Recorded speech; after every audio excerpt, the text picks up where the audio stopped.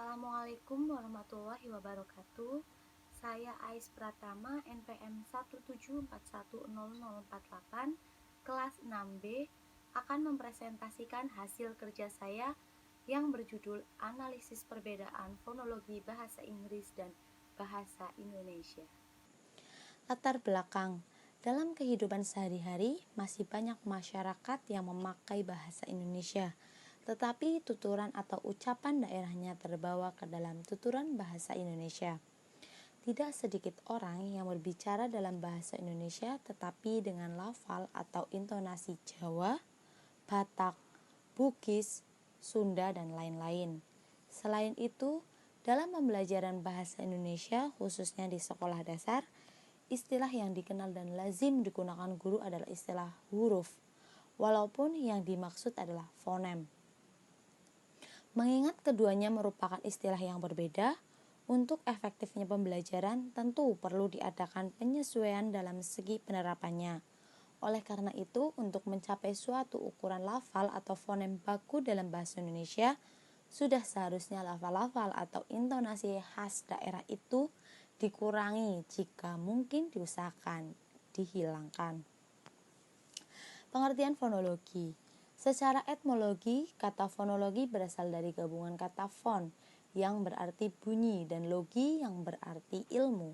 Sebagai sebuah ilmu, fonologi lazim diartikan sebagai bagian dari kajian linguistik yang mempelajari, membahas, membicarakan, dan menganalisis bunyi-bunyi bahasa yang diproduksi oleh alat-alat ucap manusia. Menurut Krida Laksana tahun 2002, dalam Kamus Linguistik, fonologi adalah bidang dalam linguistik yang menyelidiki bunyi-bunyi bahasa menurut fungsinya. Dengan demikian, fonologi adalah sistem bunyi dalam bahasa Indonesia atau dapat juga dikatakan bahwa fonologi adalah ilmu tentang bunyi bahasa. Ilmu-ilmu yang tercakup dalam fonologi. Yang pertama, fonetik.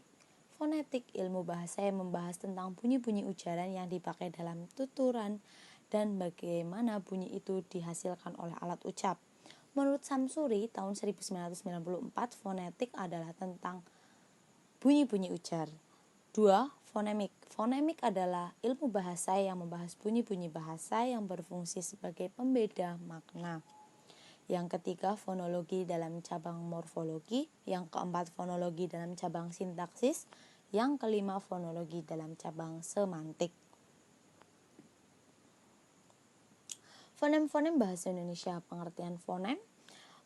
Fonem adalah suatu bunyi bahasa terkecil yang bersifat fungsional. Artinya, satuan memiliki fungsi untuk membedakan makna. Fonem tidak dapat berdiri sendiri karena belum mengandung arti. 2. Perbedaan fonem dan huruf. Dalam bidang linguistik, huruf sering diistilahkan dengan grafem. Grafem yaitu gambaran dari bunyi atau fonem. Dengan kata lain, huruf adalah lambang fonem. 3.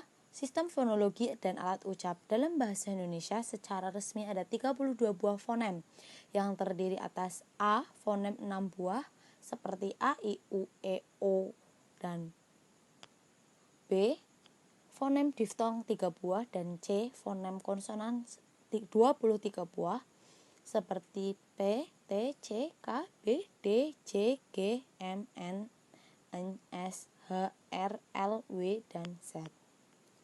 Jenis fonem. A. Fonem vokal. B. Maju mundurnya lidah. C. Struktur.